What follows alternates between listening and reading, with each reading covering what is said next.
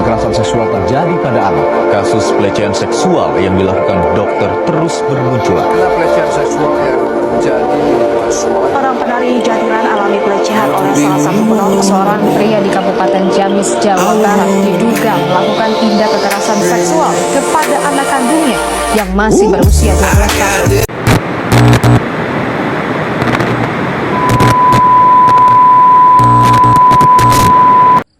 Perkenalkan, nama saya Raditya Darubi Ramadan dengan NIM 10. Nama saya Devatar Rustandi dengan NIM 12. Saya Muhammad Tafang Kasarabil dengan NIM 17. Saya Muhammad Syarif Asabani dengan NIM 32. Saya Rapis Lumbanturuan dengan NIM 33. Di sini kami akan membuat video tentang kekerasan seksual. Tonton videonya. Tonton videonya.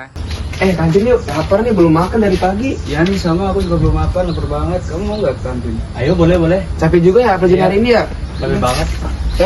Mau pada kemana? Ikut dong. Mau ke kantin, mau ikut nggak? Ayo. Ayo dah. Ayo. Mending di kantin daripada di sendiri. Jujur. Sendiri ngapain? Coba sana tuh, ada tempat duduk, kita bisa ngobrol. Gitu. Ayo. Soto masih ada nggak ya? Kalian udah dengar belum kasus yang terbaru tuh yang asusila ada di Universitas Airlangga di Surabaya?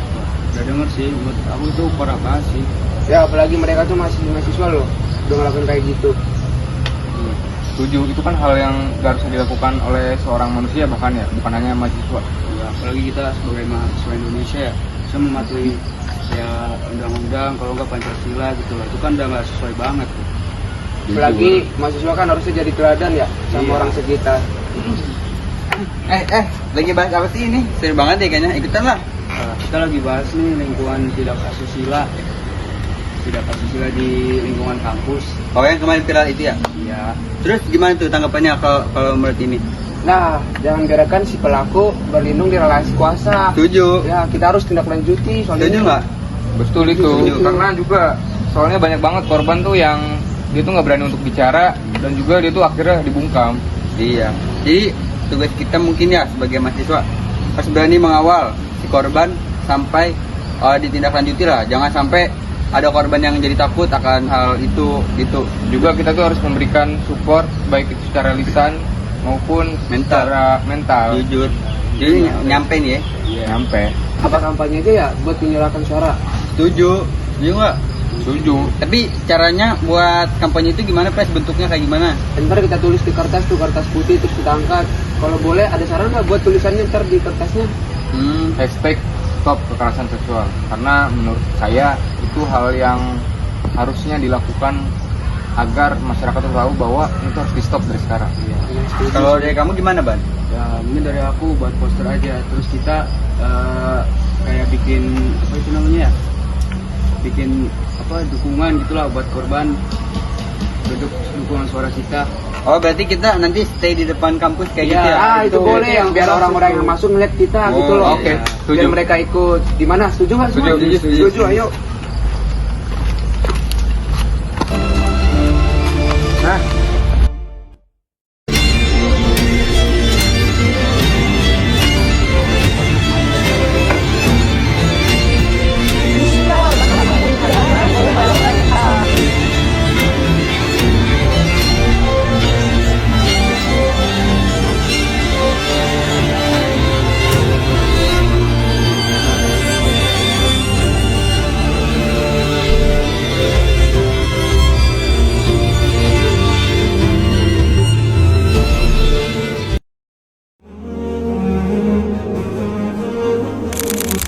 Lawan kekerasan seksual, hargai tubuh, hak, dan martabat seorang manusia.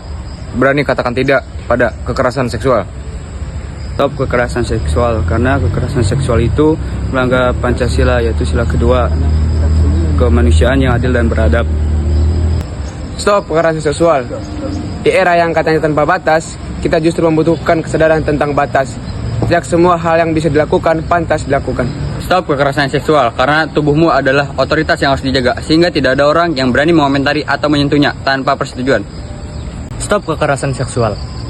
Kekerasan berbasis gender adalah konsekuensi dari ketidaksetaraan. Mari bangun dunia yang menghargai setiap manusia tanpa memandang siapa mereka. Lawan kekerasan seksual, menghargai tubuh, seksual itu hak, stop kekerasan kekerasan seksual, karena itu bukan di era yang dikatakan otoritas tidak batas.